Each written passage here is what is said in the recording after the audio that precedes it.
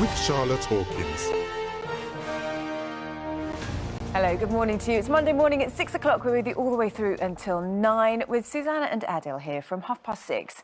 Words between Boris Johnson and Dominic Cummings is set to intensify.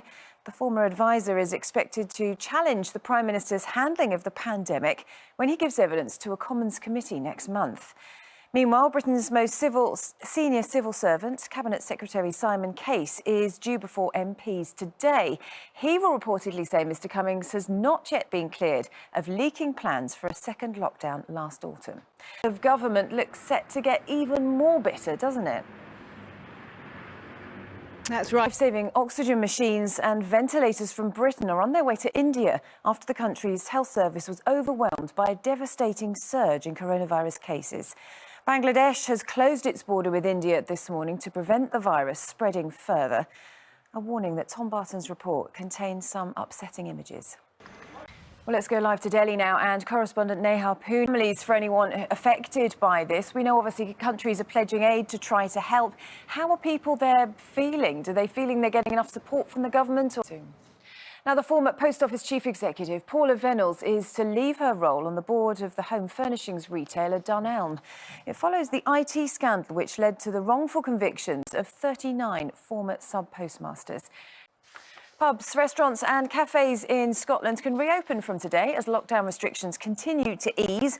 All non-essential shops can trade again, and people living in England and Wales are now allowed to travel north of the border.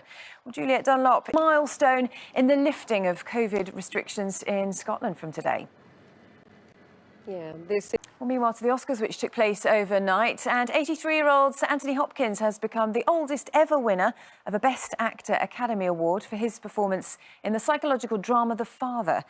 The road movie Nomadland was named Best Picture. It also won Best Director, and its star, Frances McDormand, took Best Actress. Our North America correspondent, Noel Phillips, is in Los Angeles.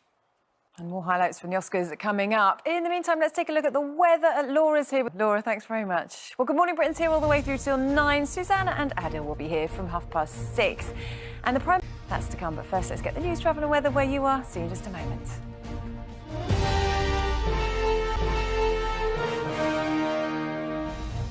Hello again. Now it's 6:19. Life-saving oxygen machines and ventilators from Britain are on their way to India.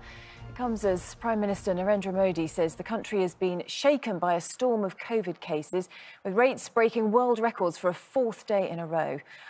Now let's take a look at the front pages of today's newspapers now. And the Times says Richard Arnold's here with today's entertainment news. Good morning, Richard. You've probably had a late night, haven't you? Rubbing shoulders with the stars virtually. Richard, thanks very much for that. Well, coming up next, Adil and Susanna will be here in just a moment. Now he's